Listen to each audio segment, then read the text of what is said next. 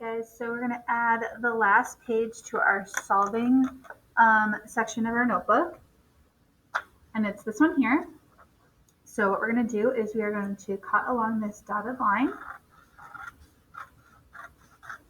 and this is a little bit like that last one we did where we had to stack the pages in a certain order. So you want to start with literal equations at the bottom. Oh boy, that's focus. And then above that, we're going to want to see the number 2, which I think we should flip that over.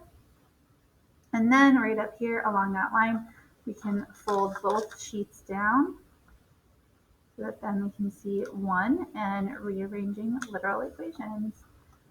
And then we're going to want to give that a little staple so that it stays together. And we're going to go to our very last page here, everything. And once we get really good at solving equations, then we should be able to solve them when there are no numbers involved. So we are going to be rearranging equations, or we'll say rearranging equations, that's fine. And we're going to do that on page 25. So let's turn to that page. And take this guy in.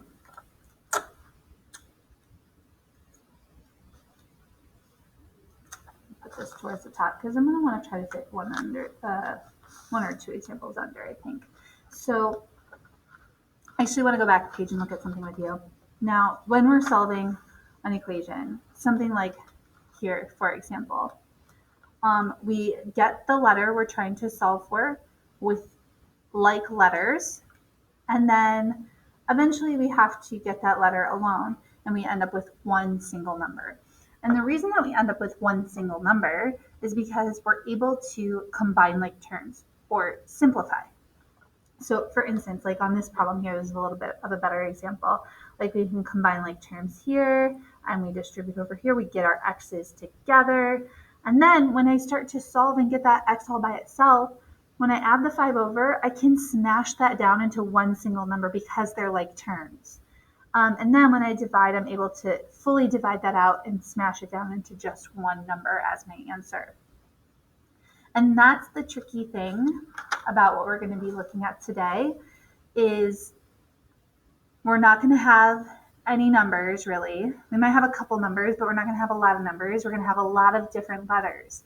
And when you have a lot of different letters involved, that means you don't have like terms. So we're not going to be able to actually add things together or divide things up or really do much of anything. We're just going to be moving letters around by doing their opposite operation. So we're going to start very simply with one step rearranging equations. So rearrange each equation to solve for the given variable. So this can also be confusing because they'll write out an equation, something like C equals A plus B, and then they always say something after that. So what they're telling you after that is which letter you're trying to get along. Sometimes I find it helpful to circle that letter. So in this case, I'm trying to get A all by itself. I put in my sides. Now the only thing over there with A is B, and it's being added. So to get rid of plus B, I subtract B on both sides. So same as I would normally do. We can simplify a little bit because B minus B is 0, so I'm just left with A on this side. But over here, C minus B, I can't do that. So really, you just write down C minus B, and A is alone, so you're done. So C minus B equals A is our final answer there. So you can see you don't end up with one single number because I don't even have numbers here. I just have letters. Okay, so similarly, if I had the equation A equals L times W, because they're smashed together means multiply, and we want to solve for W. So here's W, here's my sides. To get W alone, I need for it to not be multiplied to L. So to get rid of multiply L, I divide L on both sides. Now I can simplify a little bit because L divided by L is 1, because any number divided by itself is 1. So we just have W here. But on the other side, A divided by L, I sure don't know. Those are 2 letters. You just write it, A divided by L. And W is alone, so you're done. Sorry about my cursive fancy L. I just don't want it to look like a 1. And then lastly here, D equals M divided by B. And we want to solve for M. So to solve for M, that means to get it alone, the thing that I need to get rid of is this divide by B. So to get rid of divide by, we multiply by B on both sides. Now, when I have V on top, V on bottom, they divide out for 1. So we're just left with M. And on this side, V times D is just B times D. I sure don't know. So there you go. Now, when we maybe have multi-steps, it gets a little bit trickier. So I have one example at the top that is fully done for you. So we'll walk through that. We have the equation 4R minus B equals M, and we want to solve for R. So I might go circle that. Now, what's happening to R is it's being multiplied to 4, and B is being subtracted from it. So when we're solving, we always have to get rid of addition or subtraction first. So that's why we add the B to both sides. And negative B and B is 0, so we're just left with the 4R. Over here, M plus B is just M plus B. We don't smash them together because we're not multiplying them. We'd have to write the plus sign between them. And then to get R alone, it's being multiplied to 4, so I need to divide the 4 on both sides. And you need to fully divide it, because when I was doing it before with numbers and stuff, when I would add that B over, I'd get a number over here, a full number, and I'd divide that full number by 4. So I have to divide the full sum by 4. I just don't know what that sum is. So 4 divided by 4 is 1, we get R alone, and we're just left with this crazy equation. It feels wrong because it feels like you're not finished because you don't have just one number, but it's not wrong. That's kind of what we want. We want to be left with a new equation. Okay, so if we try one here, we put in our sides. If we want to solve for B, I might circle B. And I notice that it's being multiplied by 5, and then we're adding 12C. So I need to get rid of addition or subtraction first. I would subtract the 12C on both sides. Now on the left-hand side, 12C minus 12C is 0. So we're just left with 5B. And then over here, I can't subtract those. That's 9 minus 12C. So they're not like terms. So I just have to write it out. 9 minus 12C, like that.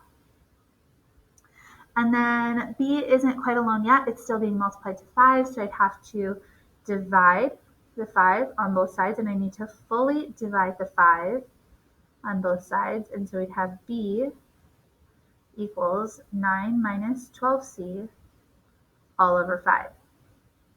Now, interesting fact that I want to bring up right here. If this had been, so mini example right here, if we had had 3B equals 9 minus 12C, and we divided the 3 on both sides, and the reason I say 3 is because 3 will go into both 9 and 12. So if you can divide each number by the bottom number, you could do it. So then I could simplify this to 3 minus 4C, because I divided the 3 into both. I'm not going to do that here because 5 doesn't go into those numbers, but I just wanted to make sure you understood that. Okay, next. We have a big divide bar, and we're trying to solve for C. Okay, so I always like to circle that letter because we kind of get it in our head sometimes that we're always solving for X, but we don't have to. We can solve for whatever we want to solve for. So here we're going to solve for C, and it's being trapped by that big divide bar. So I need to times Z on both sides to get rid of that. we'll have x minus c equals y times z, which is just going to look like smashed together, times. Then the c is being subtracted from x, so I do need to get rid of the x now, and it's positive, so we subtract it away. X minus x is 0, we're left with negative c. Now over here, I can't subtract those. They're very not like terms because they're all different letters. So we're just going to smash it out. So yz minus x. And then c is almost alone. It just has that negative in front of it, which is like a -1. And so we divide -1 on everything. Oops. So this is like this example right here, where I can divide the -1 into both these. Really, that just means you're going to change the sign. So this will be a negative yz rather than positive, and a positive x, so plus. Cool. Okay, so you can also do that with formulas. So a literal equation is like a formula that we use for maybe finding area or circumference or perimeter or volume or surface area, all those things. So we're going to translate the sentences into algebraic literal equations and solve for the given variable.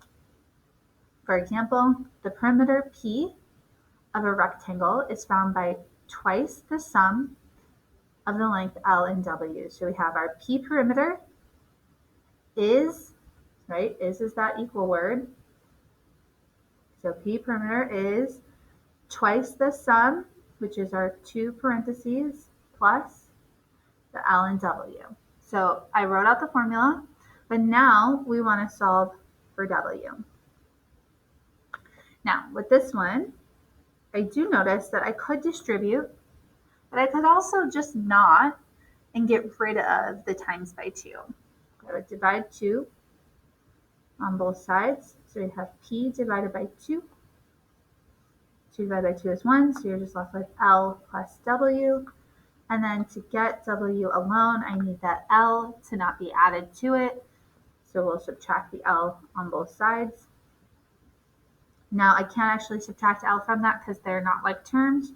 So we're just going to write it out. P divided by 2 minus L. And that's 0 equals W. And W is alone. So we're all done. Okay. So if we try this one out here, I'm going to read it and then maybe you want to pause and try it and then see how you do. But the volume V of a cone is 1/3 the product of the area of the base B and the height H. Oops, I forgot a word. So if you want to pause and try to write it, you can. Did you pause? So yeah, the volume V is, so that's a really good equals word. V is 1/3 the product of is a really good multiply word. And when we multiply, we just smash numbers together, or in this case, letters together. So the product of the area of the base B and the height H. We want to solve for H, and H is being multiplied by B and that fraction. So I'm going to get rid of the fraction first by doing the reciprocal on both sides. So 3/1, or really just 3. So that divides out to 1, and we have 3 times V over here, B times H. And then to get rid of B times, because we just want H to be alone, we'll divide B on both sides. B divided by B is 1. Over here, I can't really do anything, so I'm just left with 3V over B equals H, and H is alone. So I've solved for it. So that's your answer. And that could be nice because maybe I do know the volume of something and the base, but I'm trying to figure out the height. And so here I could just plug in my numbers and I'd have it. Okay, so last but not least, the area of a trapezoid is 1/2 times the height H multiplied by the sum of the bases B1 and B2. Solve for B1. Okay, So we got that is word again. Area of a trapezoid is 1/2 times the height multiplied by the sum. That means I need parentheses and to add the bases, B1 and B2. So crazy looking formula. I'm going to put in my sides. And I could distribute, or I could just get rid of that stuff being multiplied because we're trying to solve for B1. So I need to get rid of all that stuff outside being multiplied and do the parentheses last if we think about reverse order of operations. So to get rid of the half, I times by 2. So we have 2a equals h times b1 plus b2. Then I could get rid of the times by h by dividing h on both sides. So that divides out. Now here I can't really do too much. You're just going to have your mess of an equation. Now over here we're left with b1 plus b2. And to get b1 alone, I just need that b2 to not be added. So I'm going to subtract it away on both sides. Now over here, this mess of a thing, can't really simplify it. You're just going to write it all out. 2a divided by h minus b2 equals b1. Bang. So one more quick one, because a lot of the times we want to solve for a specific thing. So this is a good example. So let's say we had 4x minus 2y equals 10. And we want to solve for y. Okay, so I want to get y all by itself. It's being multiplied by the -2, and then this 4x is being added to it. So we're going to subtract the 4x both sides. And when I subtract 4x from 4x, that's 0. So we're left with -2y on this side, trying to get y alone. Now over here, they're not like terms. Even though I stacked it under, they're not. 10 doesn't have an x on it, so I have to just write it out, 10 minus 4x. Then I need to get rid of the -2 being multiplied to y. So I divide it away. We need to fully divide this side by -2. So then y will be alone. And here I can divide because 2 will go into each of these. And it's negative, so we got to change the signs. So -2 into 10 is -5. And -2 into a -4 is +2 with an x on it. Because maybe you remember some things about stuff that looks like that we're going to get into soon. So anyways, I know this can be overwhelming because it's lots of letters, but just keep doing your reverse order of operations. So get rid of addition and subtraction, get rid of multiplication, division, and probably don't combine stuff. You're going to be left with lots of letters. Good luck, and email me if you have questions.